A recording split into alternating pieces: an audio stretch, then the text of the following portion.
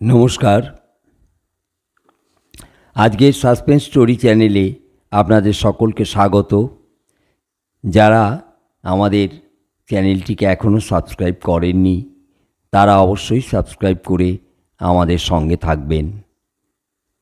আজকের গল্প বারিদবরণ ঘোষের মাঝেরহাট ব্রিজে সেই বাড়িটাতে। সে রাতে অমাবস্যা ছিল কিনা জানি না, কিন্তু অন্ধকার ছিল জমাট আর নিশ্ছিদ্র। তাকে ভেদ করে যেতে পারে এমন চোখের দৃষ্টি কারো ছিল না। হঠাৎ করে সেই অন্ধকারকে খান খান করে সে রাতে ঝলসে উঠেছিল একটা ধারালো আর নৃশংস ভোজালি, বাঁকানো আর তেরচা। তার হাতলটাকে মুঠোর মধ্যে চেপে ধরেছিল। সে হাতটাও ছিল বোধ করি তেমনই ধারালো ও রক্তলোভী। হঠাৎ করে সেটা নেমে এসেছিল একটা মানুষের গর্দান লক্ষ্য করে। সেই বীভৎসতার পাশে একটা পাগলের বুক চেরা চিৎকার, আর সঙ্গে সঙ্গে এক নারীর বুক ফাটা আর্তনাদ। সবই ঘটে গেল মুহূর্তের মধ্যে, আর তারপরেই আবার যেন ঝুপ করে অন্ধকারটা জমাট হয়ে কঠিন হয়ে উঠল। এমন রাত্রির বুঝি ওই সেতুটার নিচে কখনো আবির্ভূত হয়নি। মাঝেরহাট ব্রিজের কথা বলছি, যার তলা দিয়ে এঁকে বেঁকে এখন চলে গেছে রেলের অজস্র লাইন। এখন কেউ বলে কিনা জানি না, কিন্তু 3 দশক আগেও এই ব্রিজের আশপাশের স্থানীয় বাসিন্দাদের জিজ্ঞেস করলেই তারা সেই রাতের খুনি মানুষটার নাম অক্লেশে বলে দিতে পারতেন। এমন করে বলতেন যেন সেই রাতের নৃশংস হত্যাটা তাদের চোখের সামনেই ঘটেছিল, এমনি সত্যি, এমনি প্রত্যক্ষবৎ।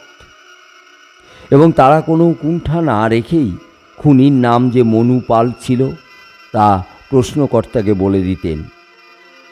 আর তারপরেই সেই খুনি মানুষটার একটা সংক্ষিপ্ত পরিচয়ও বলতেন। মানু পাল ছিল একটা ভারী রকমের ধনী লোক। তাও ধরুন এই দেখতে দেখতে এই কাহিনী প্রায় 100 বছর হতে চলল।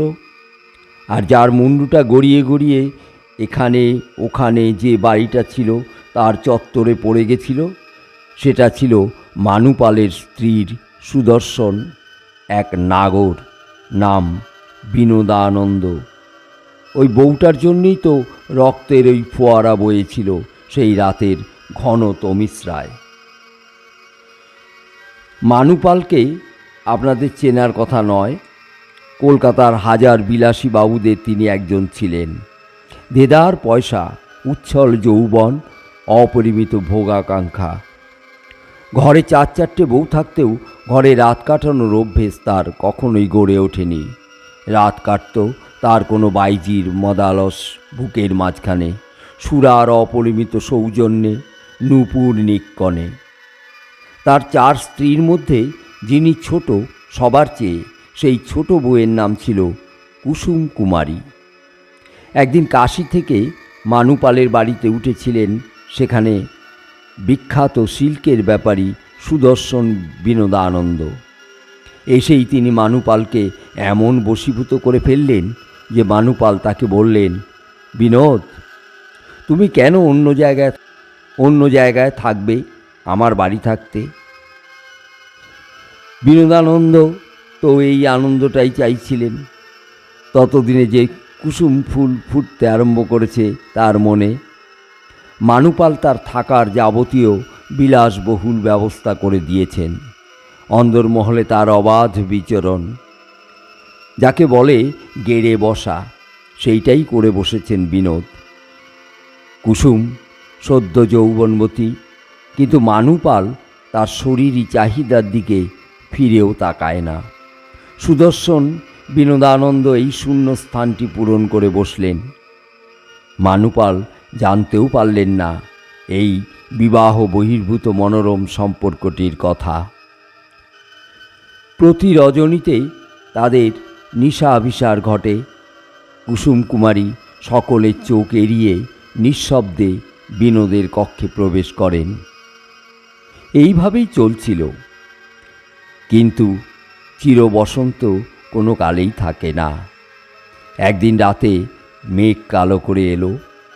ঘন ঘন বিদ্যুৎ চমকানি আর বাজের নিপাতে সে রাত ফালা ফালা। চারদিকেই যেন একটা ঘনায়মান সর্বনাশের আবহাওয়া। ফিনফিনে ধুতি আর সিল্কের পাঞ্জাবি চড়িয়ে মানুপাল বাইজির বাড়ি যেতে সাজগোজ করছেন। এহেন সময়ে কুসুম ছুটে এসে তার বুকে আছড়ে পড়লেন। গাল দুটো ধরে চুমু খেয়ে বললেন, তোমাকে এই সর্বনেশে রাতে কোথাও যেতে দেব না। আজ তুমি আমার। আমার একটি দিনের কথা শোনো। বেঁচে থাকুক চূড়াবাসী, রাই হেন কত মিলবে দাসী। মানুপাল বউয়ের শাড়ির আঁচলে বাঁধা থাকার পাত্র নয়। তিনি বেরিয়ে পড়লেন। মানুপাল বের হতেই দরজা বন্ধ করে এক মুখ হেসে কুসুম বিনোদনের ঘরে দিকে এগিয়ে গেলেন। ঝড় বৃষ্টির রাতে মানুপালেরও মনের মধ্যে একটা ঝড় এসে বারবার তাকে আনমনা করে দিচ্ছিল। কুসুম কেন তাকে সেদিন এমনি করে জড়িয়ে ধরে যেতে দিতে নারাজ হচ্ছিল, মনের মধ্যে তার জবাব খুঁজে পাচ্ছিলেন না তিনি। বাইজির নরম বুক আর শরীরী লোভ তাকে যেন ধরে রাখতে পারছিল না। তাছাড়া কদিন ধরেই তার মেজ বউ কুসুম কুমারীর ব্যভিচারের কথা আড়ে ঠাড়ে বলে চলেছিলেন। বাইজির কাছে বিদায় নিয়ে ফিটনে চড়ে মাঝরাতেই বাড়ি ফিরে এসেছিলেন মানুপাল। দারোয়ান গেট খুলে দিতেই তিনি সোজা বিনোদের ঘরের সামনে দাঁড়িয়ে হাঁক ডাক না করেই শরীরের প্রবল ধাক্কায় দরজার ভিতরে ছিটকিনি ভেঙে ঘরের মধ্যে ঢুকে পড়লেন এবং হিম শীতল একটা হতবুদ্ধিতে যেন স্থাণু হয়ে গেলেন। বিনোদানন্দও কুসুম কুমারী শয্যায় একাকার। মদমত্ত মানুপালের নেশা ছুটে গেল। নিজের ঘরে ছুটে গিয়ে বন্দুক এনে এখনই মোকাবিলা করতে হবে। কিন্তু সামনেই ছিল নেপালি কুকরিটা। সেটাই নিয়ে আবার ওই ব্যভিচারের ঘরে ছুটে গেলেন। কুসুম কুমারী ভয়ে চিৎকার করে উঠে অজ্ঞান হয়ে গেল। শেষবারের মতো তার ওই আর্তনাদ পৃথিবী শুনতে পেয়েছিল। বিনোদলাল পোশাক সামলে পালাতে গিয়ে ব্যর্থ হলেন। খ্যাপা ষাঁড়ের মতো তাকে ধরে সেই মোক্ষম কোপ। তারপর থেকে মানুপালের প্রাসাদোপম বাড়ির চারপাশে একটা অন্ধকার সর্বদা জট বেঁধে থাকে। প্রতিবেশীরা কত রাতে দেখতে পেতেন একটা লাল কুর্তা পরা লোক রাতের অন্ধকারে কাউকে যেন মাঝের হাট সেতুর নিচে পর্যন্ত খুঁজে চলেছে। কেউ যদি সাহস করে বলে উঠতেন, কে আপনি, কি খুঁজছেন, শুনেই কাউকে যেন পেয়েছেন এমনভাবে তাকিয়ে তিনি অদৃশ্য হয়ে যেতেন।